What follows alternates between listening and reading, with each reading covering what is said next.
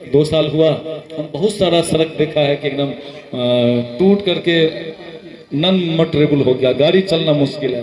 ये एमएलए का फर्ज होता है कि हम अपने उस क्षेत्र को, उस सड़क को हम मेंटेन करवावें। हम मस्जिदें बनवाया तो इंशाअल्लाह हमने मंदिरों को भी बनवाया, ताकि ये नहीं हम पर इल्ज़ाम लगे कि हम सिर्फ मुसलमानों का काम करते हैं। हमने सभी का काम किया है। अभी तो आप देखते ही हैं क्या क्या लोग बोलते हैं, क्या क्या लोग करते हैं। ये तो एक एमएलए के, एक नुमाइंदा के, एक एमपी के लिए ये बेहतर नहीं है कि आप अगर हिंदू हैं तो सिर्फ हिंदू का काम कीजिए, हिंदू की जैसी बात कीजिए, ये कभी भी नहीं। लेकिन जो अभी हुकूमत है वो अंग्रेज से भी ज़्यादा खराब हुकूमत है। हो सकता है फिर एक मरतबा आपको आज़ादी की लड़ाई लड़नी पड़ेगी। आज जब हमको रिंकू जी ने, मुखिया जी ने जब दावत दिया तो हमको बहुत खुशी हुई कि चलिए वहाँ चलना चाहिए। और चूँकि हम दास सभा तक पहुँचे तो इसी बिस्फी के लोगों की, बुजुर्गों की, माँ बहनों की दुआओं की बरकत से हम वहाँ तक पहुँचे हैं, ये हम मानते हैं। इसलिए हम अपना कार्य क्षेत्र भी बिस्फी को रखा है। हमारा जो भी विकास होगा वो 80% बिस्फी में ही होगा। 20% में पूरे प्रदेश में, चाहे देश में, जहाँ भी हमारा इच्छित कोष देना होगा उस 20% में ही जाएगा। जब 10 साल आपने हमको बिस्फी की नुमाइंदगी करने का मौका दिया तो हम, आपने देखा ही होगा कि जो अहम ज़रूरत है एक क्षेत्र के लिए, चूँकि किसी भी एमएलए एमपी का क्षेत्र उसका आईना होता है। जैसे हम आप आईने में जाके अपनी सूरत देखते हैं, अपना सब कुछ देखते हैं और उसके मुताबिक उसमें जो भी फेस क्रीम या जो भी क्रीम लगाना होता है वो लगाते हैं। वैसे ही क्षेत्र है, क्षेत्र किसी भी एमएलए एमपी का वो आईना है। आईने में, ऐनक में देखना चाहिए कि कहाँ हमारा क्षेत्र में कहाँ फेस क्रीम की ज़रूरत है, कहाँ कंघी की ज़रूरत है, कहाँ क्या करना है जिससे फेस हमारा ठीक रहे। तो उसी को हम मद्देनज़र रखते हुए 10 साल, चूँकि जब हम को अपने नुमाइंदा बनाया तो सबसे ज़्यादा बुरी हालत थी सड़क की, बिजली की, एजुकेशन की, हेल्थ की, ये सब अहम मसला था बिस्फी का। तो हम अपने इस 10 साल के पीरियड में हम सड़क के मामले में भी कामयाब हुए, एजुकेशन के मामले में भी कामयाब हुए, बिजली के मामले में भी कामयाब हुए। हमारे ज़माने में एक साथ 350 रोड का मंजूरी हुआ और वो अभी तक जो भी सड़कें बन रही हैं सब हमारी स्वीकृत कराई हुई। ये हमको, आपको हिंदू मुसलमान के दायरे से ऊंचा उठ करके देश को सबसे पहले फौकियत देना चाहिए। देश रहेगा तो हम भी रहेंगे, आप भी रहेंगे, हिंदू भी रहेंगे, मुसलमान भी रहेंगे। अगर देश ही नहीं रहेगा तो फिर हम आप कहाँ रहेंगे। तो जब वोट का टाइम आता है तो क्या क्या लोग बोल जाते हैं।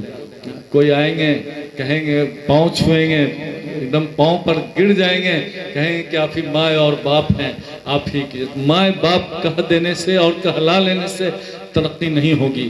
तरक्की होगी बहुत सोच समझ के। हम आदरणीय नीतीश कुमार जी को मुबारकबाद देते हैं कि वो एक सेकुलर हुकूमत बिहार में बनाने का काम किए। आप देखिएगा उनका कारनामा, और हमारे नेता तेजस्वी जी का काम देखेंगे आप। जो विभाग हमारे दल के पास में है या जो हुकूमत अभी चल रही है वो सबको साथ, सबको एक साथ विकास करने वाली हुकूमत बनी है। देखिए हमारे पूर्वज बहुत ही मेहनत से, मुशक्क़त से, बहुत अजियत सा करके इस मुल्क को अंग्रेज़ों से छुटकारा दिलाया था, आज़ाद कराया था। आप उनकी कुर्बानी को आप याद कीजिएगा तो आपके आंख से आंसू को गिरेगा। आपने मुखिया जी हमको बुलाया, हम आपके ममनून मशकूर हैं, तमाम गांव के लोगों के मशकूर हैं कि आप फिर पहली वाली मोहब्बत देकर आप बुलाए हैं। हम हमेशा एक खादिम की हैसियत से, एक सेवक की हैसियत से आपकी सेवा करते रहेंगे।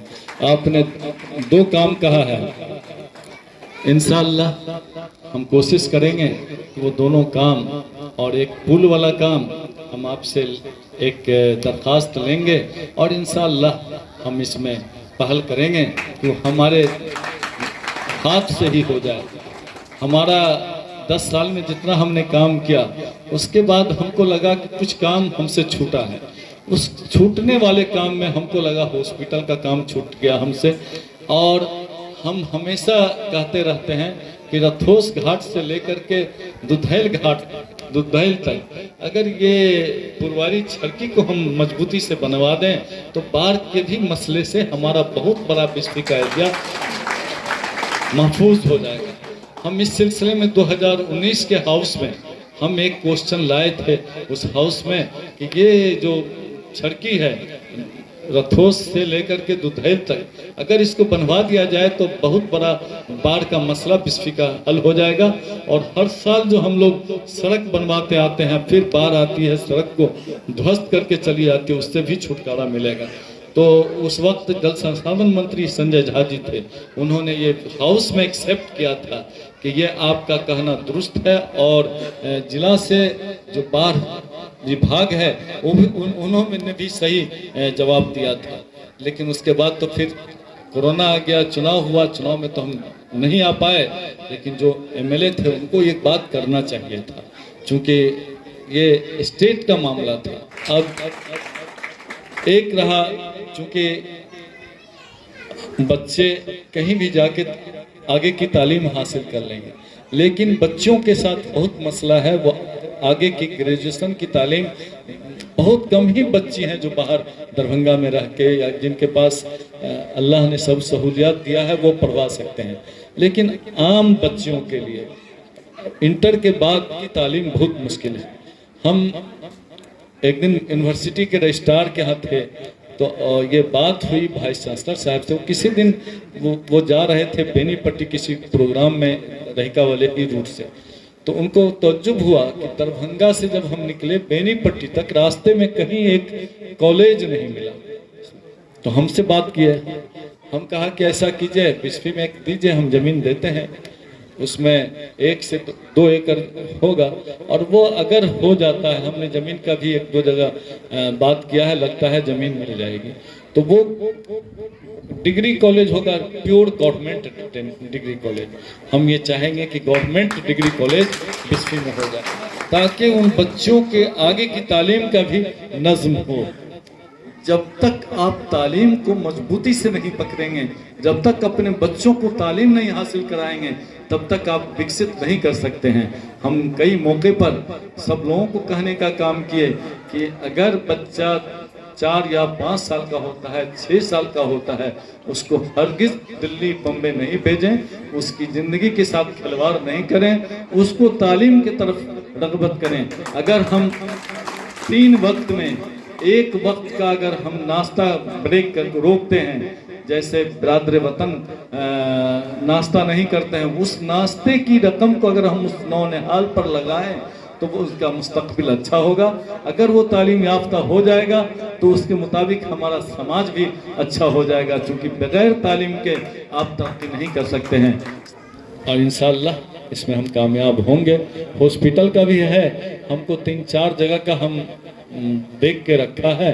अब ये हुकूमत तो एक अच्छी हुकूमत, एक काम करने वाली हुकूमत, हमारी आप सबकी हुकूमत बनी है बिहार में। अब ये स्टेबल होती है 25 के बाद, तो हम इस प्रस्ताव को फिर अपने नेता आदरणीय तेजस्वी जी के सामने में रखेंगे कि हमारे बिस्फी में जो सबसे पिछड़ा इलाका है उसमें 3-4 PHC की ज़रूरत है। वो PHC दे दीजिए ताकि लोगों को बाहर नहीं जाना पड़े।